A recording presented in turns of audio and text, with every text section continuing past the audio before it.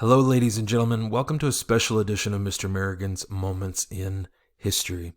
Today, I'm going to kind of help lead my 7th grade students through a little bit of annotation and then also look at using a strategy of turning fragments into sentences. And so this comes from the writing revolution strategies. And for my students, what I want you to do first is on the side that says Mingo White's narrative, and here you've got your annotation key. There's 2 things I want you to look for today, so I'm kind of narrowing down specifically what I want you to annotate. The first one, and again, you can use a highlighter here, you can use circling, you can underline, whatever works for you. I want you to choose that, but just mark that here, and then also create either the question mark or circle or underline words or phrases that you don't understand. Now keep in mind that the sentence structure here might be trickier. Again, Mingo White, like many enslaved people, did not receive mostly a formal education. And so you're going to see some grammatical changes. And so I would be expecting you to underline and circle some things because it looks very different than the writings that we might see, like in our textbook or in other primary sources that we might look at this year. So create your key, pause if you need to here, but have your key ready to go. And then let's look at this document before we start writing our fragments. So like I said, today we're looking at an enslaved person's account of their experience as a slave or as an enslaved person. We should note too, just to give ourselves a little bit of background here, Levi D. Shelby Jr. is an African-American interviewer who worked for the Federal Writers Project. This was a project that was done in the 1930s in order to gain some of the accounts of enslaved persons' experiences. And so he's going to be interviewing a former enslaved person by the name of Mingo White sometime between 1936 and 1938. So one thing we would note about this source right away is that even though it is a primary source, it's been written by somebody that experienced the event in the time period. It is written after that time period. And again, Mingo White was in his 90s. So some of these details might not be quite as vivid in his mind as they would be as a child when he's recounting.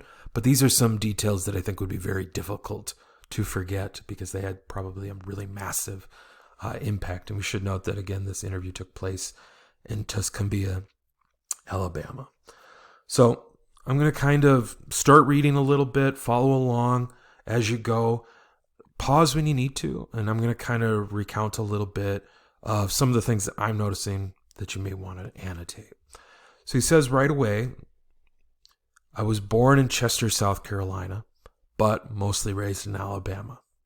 So those are already a couple of details that you probably want to be highlighting or underlining because you want to get a sense of where he was born, but also where he's going to spend most of his life, because that's going to speak to the experience of him as an enslaved person in that state. Because certainly it could be different from state to state. When I was about 4 or 5 years old, I was loaded in a wagon with a lot more people in it. Again, he's referring to the fact that he and other enslaved people are being taken to a slave market. Where I was bound, I didn't know. In this case, bound means where he's going, his destination. He didn't know where he was going. Whatever became of my mother and my father, I didn't know for a long time. So already, so far, you've probably highlighted some things, including his background, where he's from. Again, sort of the time period in which his enslaved experience begins. And again, with the idea that he's heading to Alabama. And already we've kind of indicated that he probably doesn't know what happened to his biological mother and father until later in life. So pause there. Again, if you need to, annotate if there was anything in here, phrasing-wise or words that you didn't quite understand, like if bound threw you off, mark it as one of those phrases or words that you were a little unsure about. In the next paragraph, he goes on to say, I was told there were lots of slave speculators in Chester. These are people who would have worked in the enslavement markets or the slave markets. to buy some enslaved people or some slaves for some folks in Alabama. So again, we know from that detail he's going to spend the majority of his experience as an enslaved person probably in Alabama. I remember that I was taken up on a stand and a lot of people came around and felt my arms and legs and chest and asked me a lot of questions. Before we slaves were taken to the trading post, old Master Crawford had told us to tell anyone that asked if we'd been sick to tell them we'd never been sick in our life. We had to tell them all sorts of lies for our master or else take a beating. So a couple of details in here. You're seeing that continued dehumanization that has been a really big focus in this unit and talking a little bit about the society in the South. You're seeing in these details that Mingo White, even as a small child, recognizes that he's being examined like a horse, like a piece of meat, in that people who have gone to the slave market to purchase enslaved people are treating the enslaved people as if they are a commodity to be bought. And again, they're forgetting the humanity of the people who are in this enslavement and in the market. You also notice that the person who's basically in his childhood been responsible for him, his Mr. Crawford, is telling them lie about being sick. This again, in slave owners wanted, when they were selling enslaved people, wanted their slaves to lie in the sense that they'd never been sick because they wanted to ensure that they would get as much money as possible. And if people who were purchasing enslaved people knew that they had been sick, that would decrease their value. And again, the punishment again for telling the truth, maybe, especially if you had been sick, would be that you would be beaten. Again, typically with a whip. He continues on. I was just a little thing taken away from my mother and father just when I needed them the most. So again, we kind of got that idea that he was about 4 or 5 when he was separated from his parents. At that point, your parents are your whole life, and you rely on them for nearly everything. The only caring that I ever had or knew anything about was given to me by a friend of my father. His name was John White. So you'll notice he takes on that surrogate father's last name. And my father had told him to take care of me for him. So already you're seeing a surrogate father put in place. And again, this continues with the idea that we've kind of been highlighting with enslaved culture, is that you had a necessity of creating a family, because the family a lot of times you were born into was intentionally separated, with the idea that you were taking away any sort of structure that would help in coping with, and again, to help enslaved people be controlled by slave owners. And it said, my father and mother were sold from each other again. This was done intentionally to take that structure away, to maintain control over enslaved people at the same time that I was sold. So he continues, I was nothing but a child enduring slavery. That's a really powerful statement. A child enduring slavery, with the idea that you've got this young child who understands his situation and that all he's trying to do is survive. It's a really powerful statement. Very simple, but it's very powerful. But I had to work the same as any man. So again, the expectations didn't change just because he was young. I went to the field and hosed cotton. So again, you can see down here in vocabulary, hosed means watered. Cotton needs a lot of water. You're also going to see that he pulled fodder. Fodder is the part of the plant that's used to feed livestock. And then picked cotton with the rest of the field hands. Again, the majority of enslaved people were field hands working in the fields. Some did work in the home, and a very small percentage learned a trade like blacksmithing, but the vast majority worked as field hands, typically in the process of planting and harvesting cotton.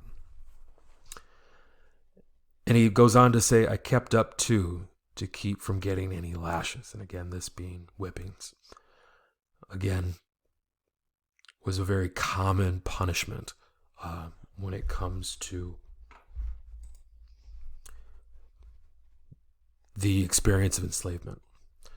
So what I want you to do next after reading, and again, go back, listen, and again, you were looking primarily for words or phrases that identify Mingo White's experience as an enslaved person. What were some key things about his experience that help us to gain some insight into what he endured? Okay. From there, you're going to turn these fragments into sentences. So for this first one, for example, Mingo White, being our author, the one recounting his experience, South Carolina and Alabama. I want you in that sentence to show me that you understand the role that South Carolina and Alabama played in Mingo White's experience. With number 2, I want you to include the verb by, taken, felt, and then questions. And so include those 4 words in your sentence. If you need to, that's fine too. With the third one, the words I want you to include are sick, lies, and beating. And I want you to think back, if you need to what some of the things you annotated were. Go back to the document to help you understand. With the fourth one, we're getting more into relationships here. Father, mother, father. You'll notice here, father's on here twice. We've got a biological father and a surrogate father. And I want you to show in the sentence that you understand. If you need to, that's okay as well. The role of Mingo White's parents in his life, and then that surrogate father, that father figure. Then lastly, lashes, enduring, and cotton. So again, look back within the document if you need to, after you annotate it, to help you write these sentences, to pull out those details. When you're all done with those, if you've got time, compare it with a neighbor. Again, after you have written them. Don't do that before or during. I want you to write them yourself. Lastly, as part of your conclusion, I want you to talk a little bit about how does this primary source help us understand the experience of enslaved people in the Deep South prior to the American Civil War. So what have you pulled out from here that helps you to understand the experience of Mingo White and perhaps other enslaved people in the Deep South as we get closer to the American Civil War? Email me if you have any questions for my students. For those of you who are listening along, hopefully you got, maybe if you're curious, maybe you want to try something like this with a different document. Or hopefully it just helps you maybe get a little bit more insight into the experience of one enslaved person and maybe better understand enslavement within the United States history. So thank you very much for listening, and we'll see you next time on Mr. Merrigan's Moments in History.